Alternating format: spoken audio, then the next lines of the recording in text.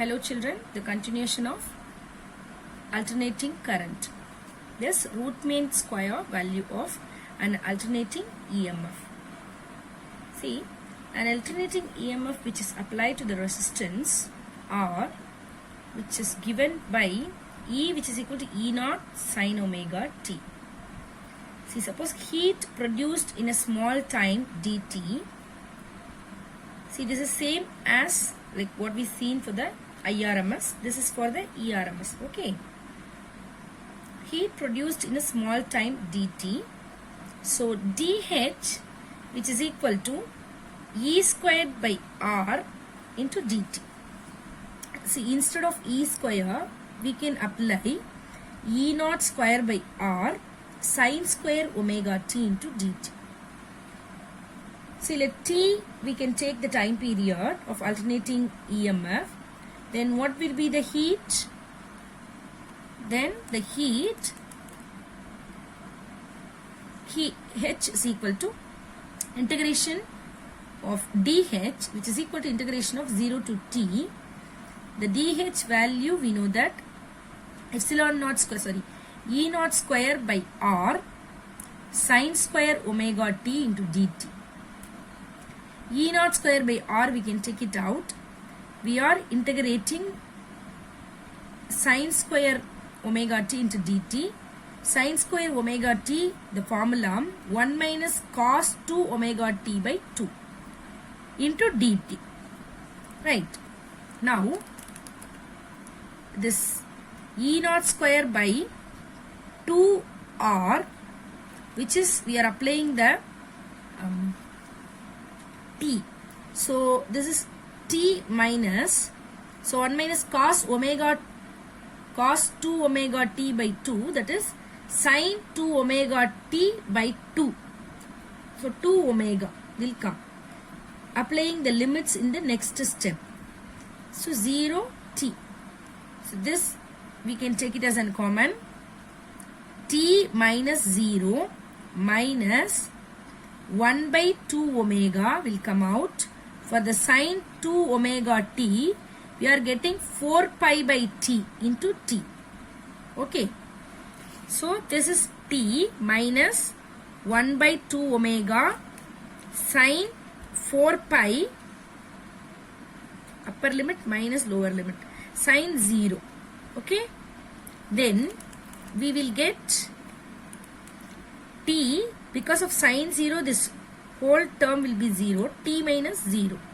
So that E naught square t by 2R. We know that H, which is equal to ERMS square t by R. So that instead of H, we are applying E square RMS t by R, which is equal to E naught square t by 2R. So finally we get ERMS, which is equal to E naught by root 2. The value is 0.707 E naught. So now the representation of AC current and voltage by rotating vectors through the phasor diagrams. See, actually in the previous section we learned that the current through a resistor is in phase with the AC voltage. But this is not so in the case of an inductor or a capacitor or a combination of these circuits elements we are going to learn. So, in order to show the phase relationship between voltage and current in AC circuit, we use the notion of phasor. The analysis of an AC circuit is facilitated by the use of a phasor diagram. See, a phasor is a vector which rotates about the origin with angular speed omega, which is given, right? So, we are comparing with the omega t with V and I, right? The vertical components of phasor V and I represent the sinusoidally varying quantities of V or E and I. That means the potential difference are EMF and current. The magnitude of phasor V and I represents the amplitudes or the peak of V naught and I naught. Okay, so this value which is V naught sin omega t, this is the peak value, and this is I naught sin omega t. So these are the peak values, amplitudes, or we can call it as a peak values of V naught and I naught of these oscillating quantities. See, in this diagram, voltage and current phasor and their relations at time t1 for this case of an AC source is connected to the resistor.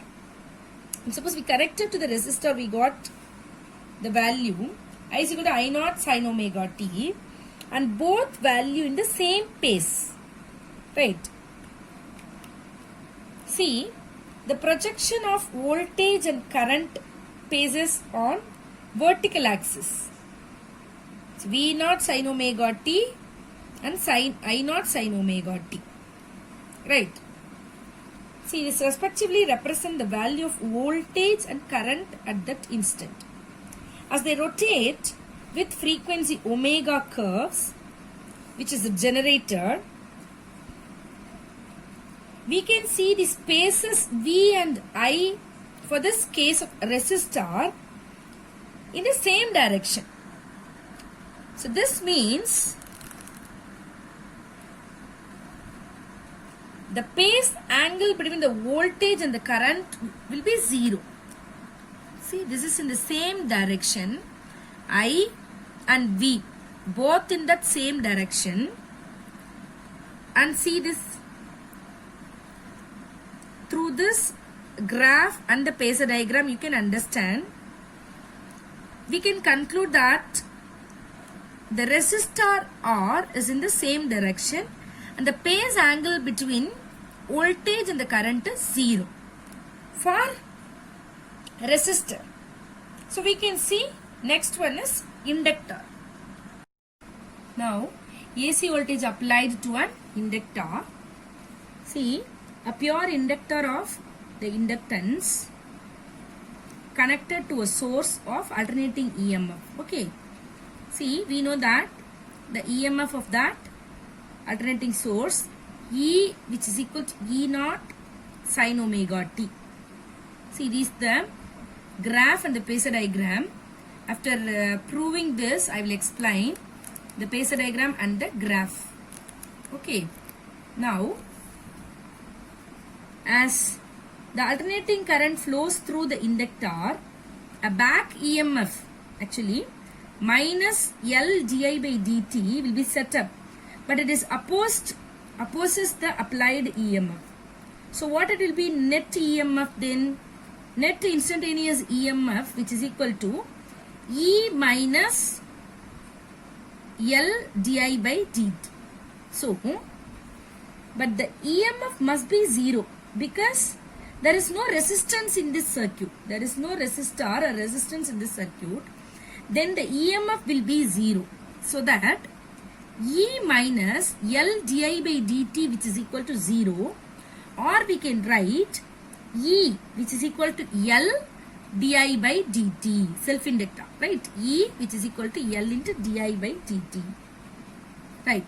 Now, instead of this E naught sin omega t, which is equal to L into di by dt, or we can write di, which is equal to E naught by L sin omega t into dt. We rearranged this di on that.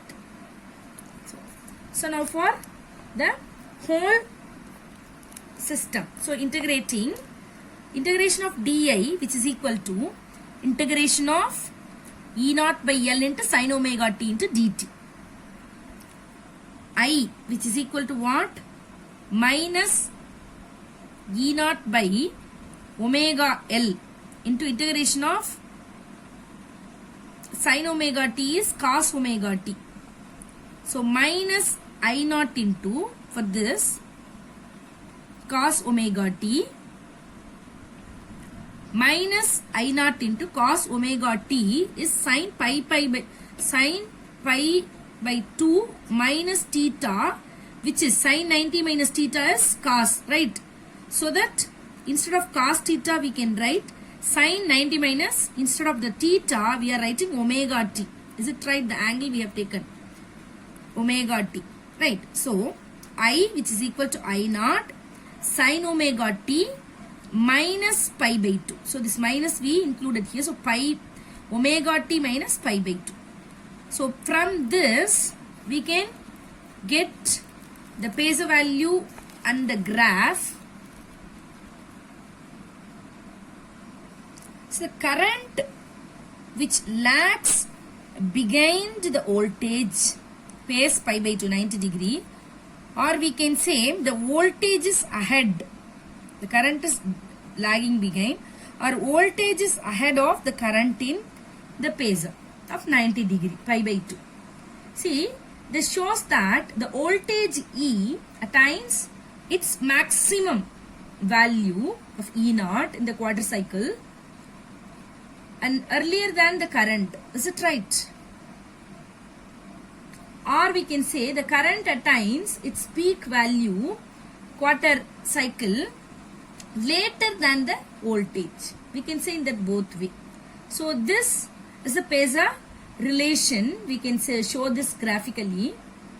The phasor E makes an angle with omega t with the x-axis in the anticlockwise direction. As the current lags behind the EMF in phase by, we can say, pi by 2 or 90 degree. So that the current phasor I makes an angle pi by 2 with the E in clockwise direction. Is it right? See, the inductive reactance, comparing this equation I naught, which is equal to what?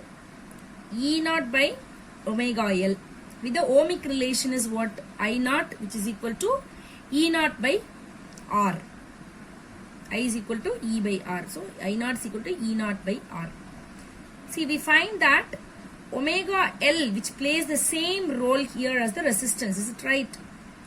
In resistive case, it helps to measure the effective resistance or opposes by the inductor in the flow of AC. So we can say that the reactance, which means what? The inductive reactance, and that reactance which means the non-resistive opposition to the flow of current. That is means reactance. So here we can denote that inductive reactance, which means we can denote XL. That is inductive reactance.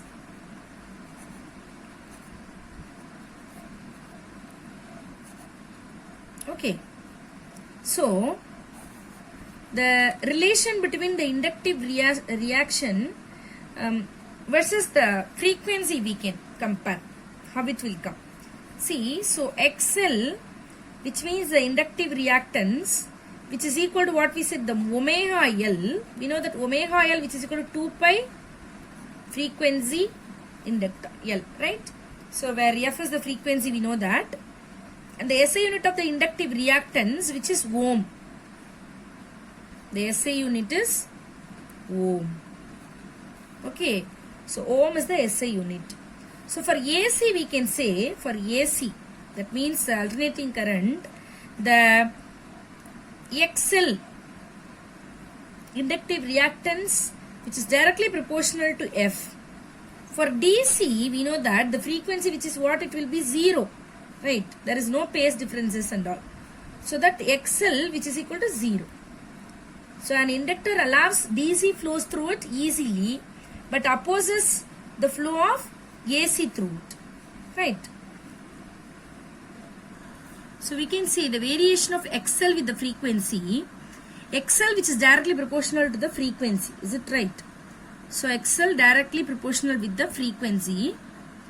It is a straight line. Is it right? We get the straight line directly proportional. So straight line.